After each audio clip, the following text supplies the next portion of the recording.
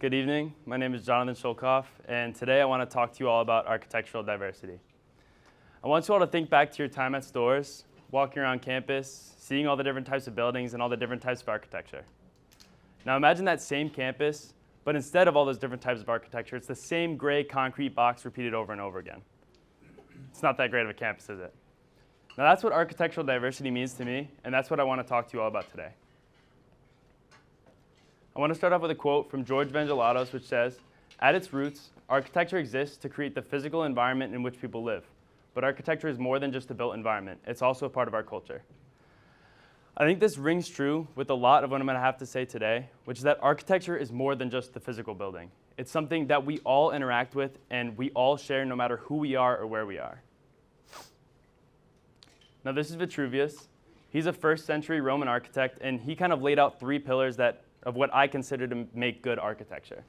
These 3 pillars are firmitas, venustas, and utilitas. Firmitas means durability, and this is what I think of when I think of architecture. How is it built? What's it made of? If it's built in Florida, is it going to withstand a hurricane? If it's built in California, will it withstand an earthquake? Venustas means beauty, and I mean this is pretty straightforward. What does the building look like? Is it something that you look up at in awe as you walk by it, or is it something that you tuck your head in your phone as you do because it's that hard to look at? And lastly, there's utilitas, which is utility. Now, this is what some would argue is the most important one, and the one I mainly want to talk about today, which is the functionality of the space and what it's used for. And I think we've strayed way too far towards this as a society and have completely forgotten about the other pillars. So what's the cost of this over-utility?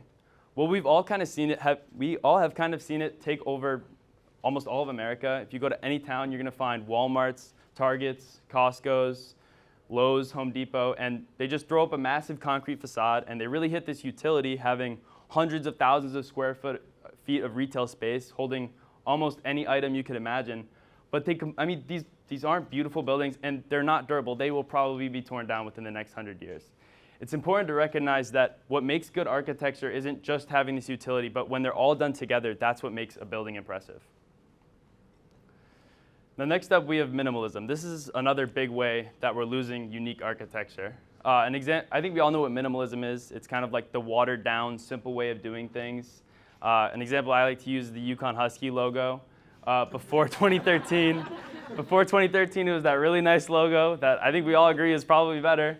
And then they just watered it down to make it appeal to more audiences. And I mean, take this building, for example. They're probably going to list this as some modern minimalist apartment, but really it's just lazy. It's a bunch of concrete boxes stacked up on top of each other. And once again, this is something we all have to interact with. It's something you have to walk by, whether you're on your way to work, walking your dog, going to the grocery store. It's something that you have to see even if you're not living in the building.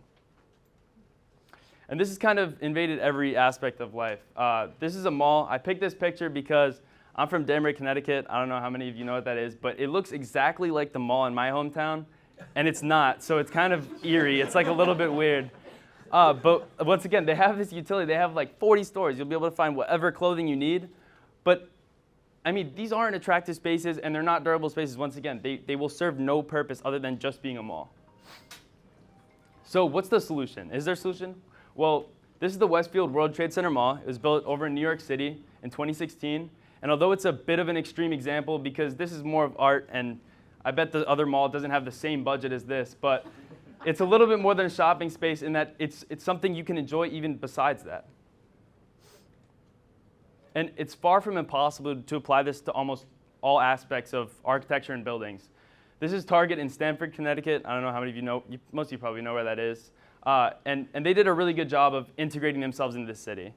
Target is a metropolitan area, so they moved into a space that already existed, a durable building you could say, and they went up, so they moved themselves in. I think Targets and a lot of these big box stores have a really bad tendency to kind of superimpose themselves onto the landscape, which they didn't do, and I thought that this was a really good example. And then we have the Rookery Building right here in Chicago. It was built in 1888. And I think this addresses the 3 pillars I've laid out perfectly. It has the durability. It's been up for 134 years, and it's still being used to this day. It has beauty. I mean, it has different arches, windows, different materials. And lastly, it still has the utility. It still serves the same function as an office space that it has for over 100 years. So it's not only important to recognize what we're giving up by getting rid of this unique architecture and kind of going towards uniformity, but what are we missing out on and what we could be gaining by having unique architecture? Well, attractive architecture brings in more people. The Empire State Building alone brings in $90 million each year from tourism, and an even more shocking fact is that the World Trade Center, 25% of their revenue is strictly from tourism. Once again, this is definitely an extreme example, but they really are office buildings that generate hundreds of millions of dollars in revenue other than being an office space. So this applies, once again, these concepts of investing in unique architecture brings more people in, and making it a destination besides just being a shopping center or just being an office is really what we should be doing. So with that being said, give future generations the same opportunity to see the same unique buildings we do. It's important to recognize that most of the historical buildings we have now will not stand forever. They eventually will crumble. But we also have to recognize what we're leaving in their place. Will it be the skeletons of what used to be a Walmart or a Target, or will we leave them with unique architecture that really makes them wonder what the hell we had going on? Thank you.